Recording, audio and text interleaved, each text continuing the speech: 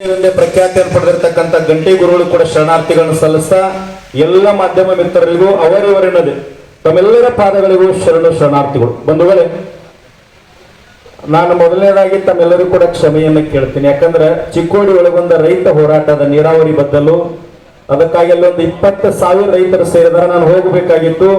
ಬೇರೆ ಯಾವುದೇ ಕಾರ್ಯಕ್ರಮ ಇದ್ರೆ ನಾನು ಒಪ್ಕೊಳ್ತಾ ಇರಲಿಲ್ಲ ಇವತ್ತು. ಆದರೆ ನಮ್ಮ ಭಾಗದ ನಮ್ಮ ಮಾಧ್ಯಮದವರು ಅದಕ್ಕಾಗಿ ನೀವು ಕಾರ್ಯಕ್ರಮಕ್ಕೆ ಬರ್ತೀನಿ ಅಂತ ನನಗೆ ಅವ್ರು ಮೊದಲ ಹೇಳಿದ್ರು, ಜ್ಯೋತಿ ಬೆಳಗಿಸಿ ನೀವು ಹೋಗಿ ಬೆಳಕಿರೋ ಗುರುಜಿ ಅಂದ್ರು. ಹೂ ಅಂದೆ. ಮತ್ತೆ ಕಾರ್ಯಕ್ರಮಕ್ಕೆ ಬಂದಿನಿ. ಸ್ವಲ್ಪ ನಾನು ಒಂದ್ 2 ನಿಮಿಷ ಮಾತಾಡಿ ಹೋಗ್ತೀನಿ. ತಮ್ಮೆಲ್ಲರಿಗೆ ಮೊದಲ ನಾನು ಕ್ಷಮೆಯನ್ನು ಕೇಳ್ತೀನಿ. ಇವತ್ತು ನಾಡಿನೊಳಗೆ ಶಾಸಕಾಂಗ, ಕಾರ್ಯಾಂಗ, ನ್ಯಾಯಾಂಗ ಅಂತ ಏನು ಕೆಲಸ ಮಾಡ್ತದ, ಪತ್ರಿಕಾ ರಂಗ, ಮಾಧ್ಯಮ ರಂಗ ಅಂತಕ್ಕಂಥದ್ದು ಬಹಳ ಮುಖ್ಯವಾಗಿರ್ತಕ್ಕಂಥದ್ದು. ನಾನೊಂದು ಕೆಲವು ವಿಚಾರಗಳನ್ನು ನೇರವಾಗಿ ಮಾತನಾಡ್ತೀನಿ. ಒಬ್ಬ ದಲಿತ ಕವಿ ಡಾಕ್ಟರ್ ಸಿದ್ದಲಿಂಗಯ್ಯ ಅಂತ ಹೇಳಿ, ಯಾರಿಗೆ ಬಂತು ಎಲ್ಲಿಗೆ ಬಂತು 47ರ ಸ್ವಾತಂತ್ರ್ಯ, ಪೊಲೀಸರ ಲಾಟಿಗೆ ಪೊಲೀಸರ ಬೋಟಿಗೆ ಬಂತು 47ರ ಸ್ವಾತಂತ್ರ್ಯ ಅಂತ ಹೇಳಿ. ಡಾಕ್ಟರ್ BR ಅಂಬೇಡ್ಕರ್ ಅವರು ಸಂವಿಧಾನದೊಳಗೆ ಒಂದು ವಿಧಿಯನ್ನು ಕೊಟ್ಟಾರ. ಬಹಳ ಸೂಕ್ಷ್ಮವಾಗಿರ್ತಕ್ಕಂಥ ವಿಧಿ ಅದು. 19 ಕ್ಲಾಸ್ 1 ಕ್ಲಾಸ್ ಅಂತ 19ನೇ ವಿಧಿ, ನಾವು ಮುಕ್ತವಾಗಿ ಎಲ್ಲ ಬೇಕಾದ್ರೂ ಸ್ವತಂತ್ರವಾಗಿ ಮಾತನಾಡ್ತಕ್ಕಂಥ ಹಕ್ಕನ್ನ ಕೊಟ್ಟಾರ. ಇವತ್ತು ಈ ಭೂಮಿಯೊಳಗ ಮುಕ್ತವಾಗಿ ಸಾಮಾನ್ಯ ಮನುಷ್ಯ ಸಹಿತ ವ್ಯವಸ್ಥೆ ವಿರುದ್ಧ ಮಾತನಾಡ್ತಕ್ಕಂಥದ್ದು, ಆತನ ಹಕ್ಕುಗಳನ್ನು ರಕ್ಷಣೆ ಮಾಡ್ತಕ್ಕಂಥ ಸಂವಿಧಾನ ಹೆಂಗದ, ಆ ಸಂವಿಧಾನದಷ್ಟು ಶಕ್ತಿ ಯಾರಿಗದ ಈ ನಾಡಿನೊಳಗದ ಅಂತಂದ್ರ ಅದು ಪತ್ರಿಕಾ ರಂಗ ತಮ್ಮ ಪೆನ್ನಿನೊಳಗ ಶಕ್ತಿ ಅದು.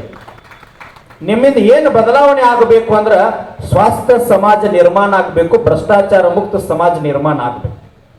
ಈ ನಾಡಿನೊಳಗ ರೈತರಿಗೊಂದು ಬೆಲೆ ಬರ್ತಕ್ಕಂಥದ್ದಾಗಬೇಕು, ಯುವಕರಿಗೆ ಉದ್ಯೋಗ ಸಿಗ್ತಕ್ಕಂಥದ್ದಾಗಬೇಕು, ಹಿರಿಯರಿಗೆ ಆದ್ಯತೆ ಸಿಗಬೇಕು, ಮಹಿಳೆಯರಿಗೆ ಆದ್ಯತೆ ಸಿಗಬೇಕು.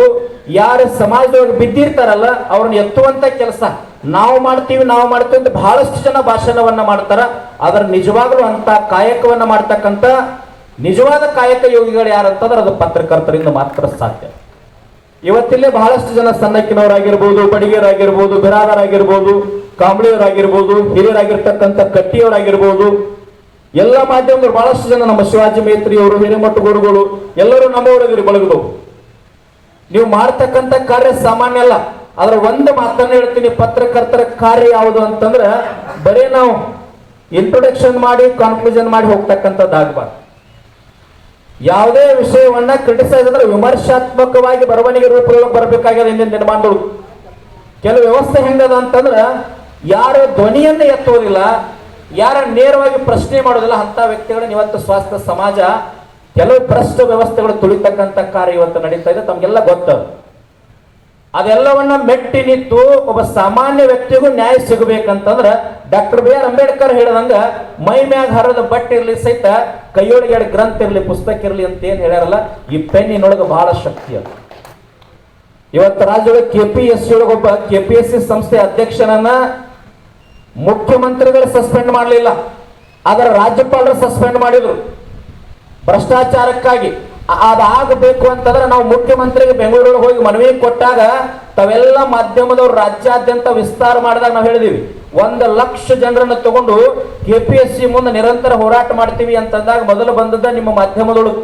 ಆ ಮಾಧ್ಯಮದ ವಿಷಯ ಎಲ್ಲಾ ಪ್ರಸ್ತಾಪ ಆದಾಗ ರಾಜ್ಯಪಾಲರ ಗಮನಕ್ಕೆ ಬಂದಾಗ ಮುಖ್ಯಮಂತ್ರಿಗಳನ್ನ ಮೀರಿ ರಾಜ್ಯಪಾಲರು ಸಸ್ಪೆಂಡ್ ಮಾಡ್ತಾರಂದ್ರೆ ಪೆನ್ನಿಗೆ, ಪತ್ರಿಕೆಗೆ, ಮಾಧ್ಯಮಕ್ಕಂತ ಒಂದು ಶಕ್ತಿ ಅದ.